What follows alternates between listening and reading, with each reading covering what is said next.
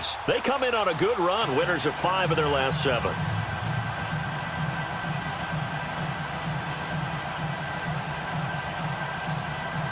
I want to see how this defense continues to play him here in the first half. Yeah, we know. You know better than I. He has the ability to take over a game.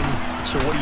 Yeah, I think you have to make sure that you bottle him in at varying levels. Because if you crowd everyone to the line of scrimmage, if he breaks through, it's nothing but room to run. 5 yards on the scramble, and that's it.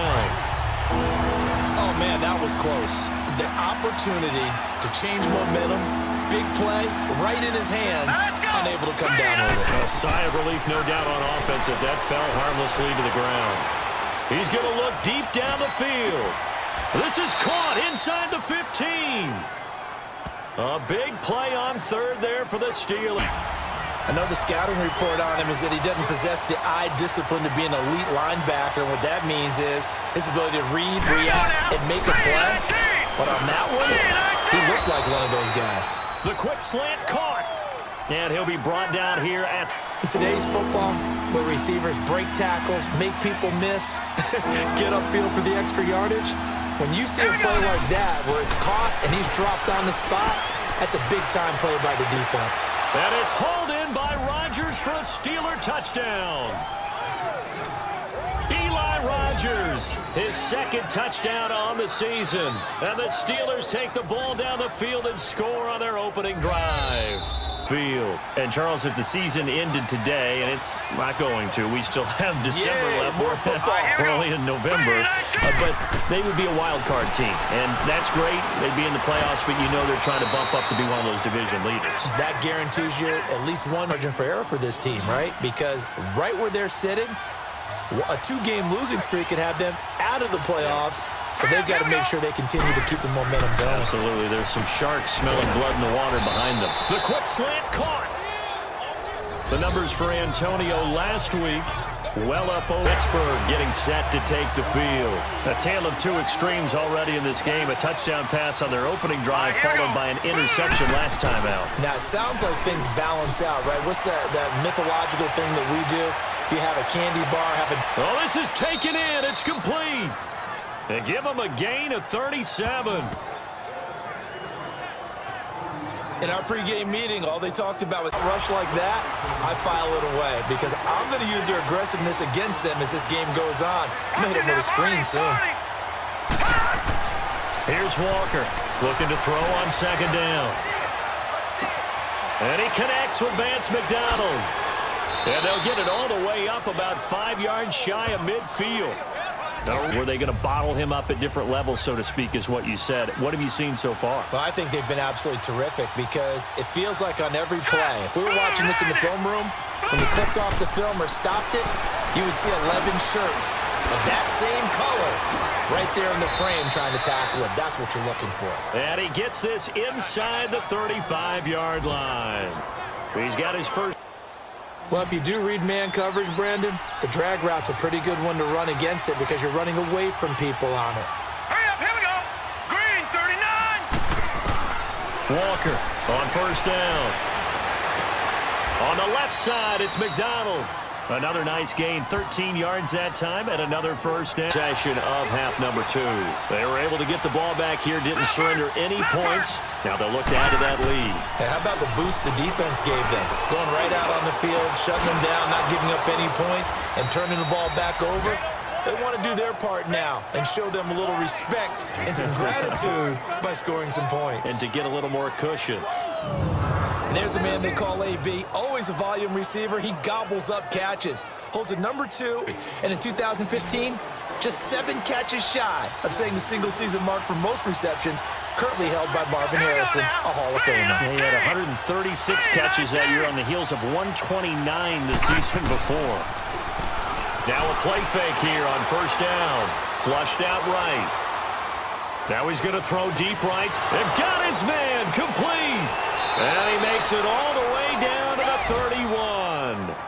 31. It's a big play there for the Steelers.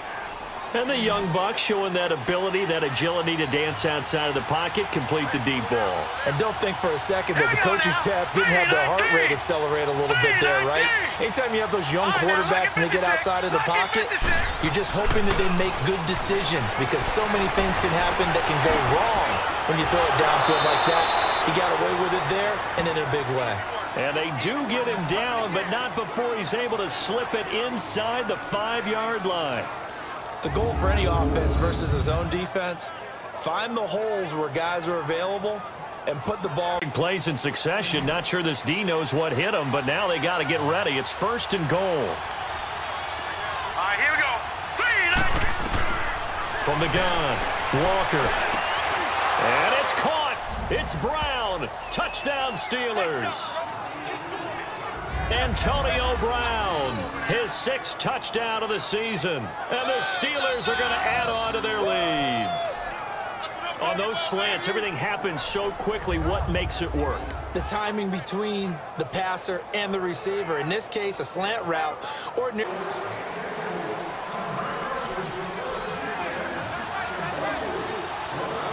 Set. 319. 319.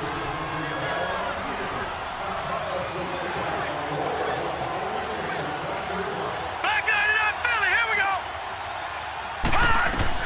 To throw is Walker on 1st and 10. Goes underneath for Bell. He chucks him aside. Dumped him. And he'll get this one way up just shy of the 45-yard line. And a nice.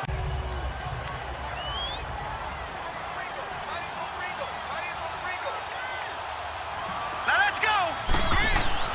Now Walker to throw on 2nd down. Over the middle, hauled in by Smith-Schuster. And he's going to get it down to the 33-yard line here. Now after the completion, we're going to get a timeout, an injured player. Well, he gets attended to. Over 300 yards now for the game, and time to improve on that as he's got a 1st and 10. Hurry up, here we go. Green 39. Green 39. Looking to throw. Walker. Looking left side, and he's got a man. It's McDonald. And they'll get this one to about the 20-yard line. 3 quarters in the books. We'll return with more after this. You're watching the NFL on EA Sports.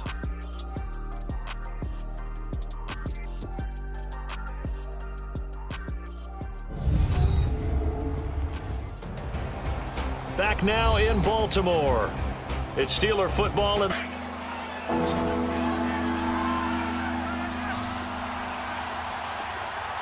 right, here we go.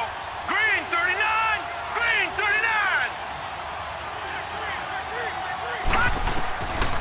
here's Walker operating from the gun. He gets it to Brown, complete. And he will have the 1st down before he's brought down at the 3. They're able to convert on 3rd down, and that sets up a 1st and goal. He's been the go-to guy. They needed a big play there on 3rd down. Went his way. It worked out. Doesn't matter whether they've scouted it or that they. And now it's 3rd down. I know our vantage point might be a little bit better way up here, but that looked like an ill-advised throw to me. I didn't see anything open, and this play just didn't look right from the beginning. It did not. I thought he might get outside and just chuck it away. Dangerous pass, incomplete. Back to throw. Walker. And McDonald here over the middle. A good pickup there, a 22. Eat up blocks, allow other people to make tackles. But when he can make a play himself, as we just saw there, that's a big day. Looking to throw. Walker throwing the out route incomplete. That's McDonald. And he's able to get it down to the 25-yard line. Just a 5-yard pickup. A road win in the National Football League. Charles, you never take that for granted no matter who you're playing, no matter where you're playing. You take it and you run with it. And you know you primed the pump all week in your own home facility. No one thinks we can do this. Only people who believe are right here in this room. And then you go on the road, band together, and get it done. So for the Steelers, they close out this first half at a very solid 6-2. And they'll return home next week to take on the Carolina Panthers. Meanwhile, for Baltimore, they'll lose an important one here as that drops them to 5-4 on the season. And they're going to get an extra week to stew over this as they're not back in action until week 11. So for our entire crew, alongside Charles Davis, I'm Brandon Gaudin. Thanks for watching, everybody. See you next time.